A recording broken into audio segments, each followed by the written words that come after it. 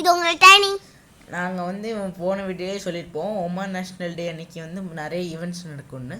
So இந்த laser drone show வந்து one of the events. So எப்படி இருக்குன்னு பார்க்கலாம்.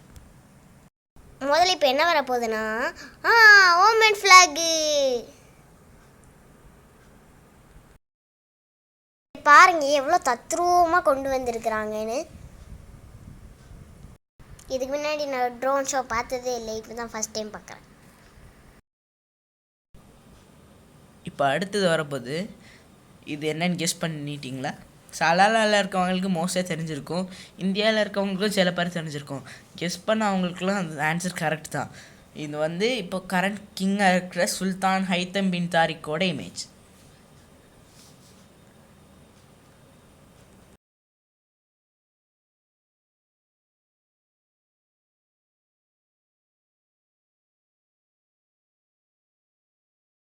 அடுத்து என்ன வரப்போகுதுன்னா இது வந்து ஓமன் மேப்பு.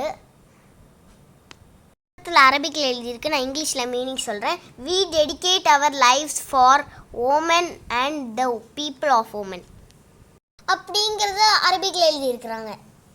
இப்போ நெக்ஸ்ட் இமேஜ் வரப்போகுது, அது என்னன்னு வெயிட் பண்ணி பார்க்கலாம்.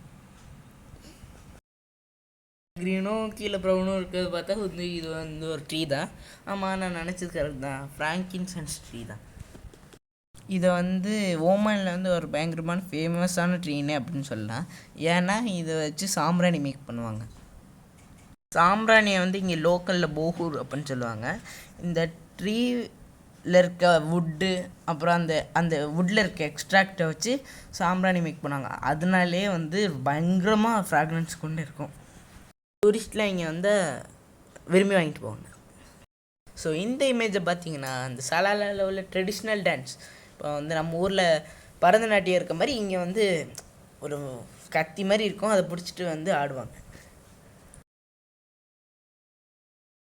இப்போ ஃபார்ம் ஆகிற இமேஜை பார்த்திங்கன்னா இது வந்து ஒரு பீஜன். ஸோ இந்த நிறைய கண்ட்ரீஸில் வந்து இது வந்து ஃப்ரீடம் சிம்பிளைஸ் பண்ணுவாங்க, சில இடத்துல பீஸாகவும் சிம்பிளைஸ் பண்ணுவாங்க. இந்த இந்த இந்த பீஜனை வச்சு சிம்பாலிக்காக என்ன சொல்ல வராங்கன்னா, இந்த ஊரில் மட்டும் இல்லை, இந்த எந்த ஊராக இருந்துட்டோம் நம்ம வந்து ஃப்ரீடமாக பீஸ்ஃபுல்லாக இருக்கணும்.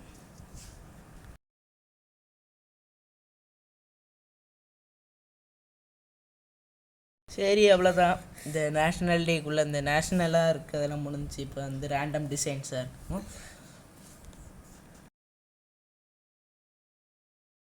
சொன்ன மாதிரி முக்கியமான டிசைன்ஸ்லாம் முடிஞ்சிருச்சு. இப்போ வந்து ரேண்டமான டிசைன்ஸ் தான். இந்த டிசைன் உங்களுக்கு பிடிச்சிருக்கா? எனக்கு ஓரளவுக்கு பிடிச்சிருக்குது. இப்போ அடுத்து என்ன டிசைன் வருதுன்னு பார்க்கலாம்.